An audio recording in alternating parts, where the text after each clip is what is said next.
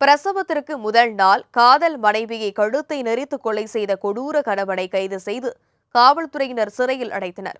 ஆந்திர மாநிலம் விசாகப்பட்டினம் அருகே மதுரவாடா பகுதியில் வசித்து வந்தவர்கள் ஞானேஸ்வர், அனுஷா தம்பதியர்.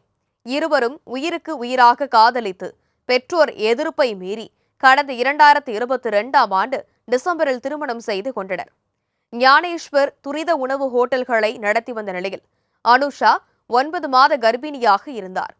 கடந்த பிப்ரவரியில் ஆசை மனைவிக்கு பிரம்மாண்டமான முறையில் வளைகாப்பு நடத்தி அனைவரையும் பிரமிக்க வைத்திருந்தார் ஞானேஸ்வர். இந்நிலையில் அனுஷாவுக்கு பிரசவ தேதி கணிக்கப்பட்ட நிலையில் மருத்துவமனைக்கு செல்வதற்கு ஒரு நாளைக்கு முன்பு திடீரென வீட்டில் மயங்கி விழுந்ததாக கூறப்படுகிறது. உடனே நண்பர்கள் மற்றும் உறவினர்களுக்கு போன் செய்த ஞானேஸ்வர், அனுஷா மயங்கி கிடக்கிறார், என்ன செய்வதென்றே தெரியவில்லை என அழுது புலம்பி இருக்கிறார். பின்னர் உறவினர்கள் உதவியுடன் விஜயவாடாவில் உள்ள அரசு மருத்துவமனைக்கு கொண்டு சென்றதை தொடர்ந்து பரிசோதனை செய்த மருத்துவர்கள் அனுஷா ஏற்கனவே உயிரிழந்து விட்டதாக கூறினர். அனுஷாவுடன் வயிற்றில் இருந்த சிசுவும் உயிரிழந்து போனது.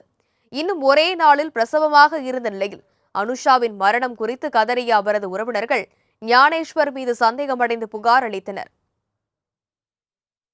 இதையடுத்து அவரை போலீசார் விசாரித்த போது திடுக்கிடும் தகவல்கள் வெளியானது.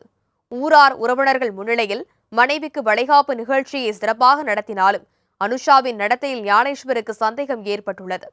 இதுகுறித்து கடந்த சில நாட்களாக தம்பதியினிடையே வாக்குவாதம் எழவே சம்பவத்தன்று பூகம்பம் வெடித்துள்ளது. தன்னை விட்டு வேறு யாருடனோ தொடர்பில் இருப்பதாக சந்தேகமடைந்த ஞானேஸ்வர் கர்ப்பிணி என்று பாராமல் மனைவியை கழுத்தை நெரித்து கொலை செய்தது வாக்குமூலத்தில் அம்பலமாகியுள்ளது.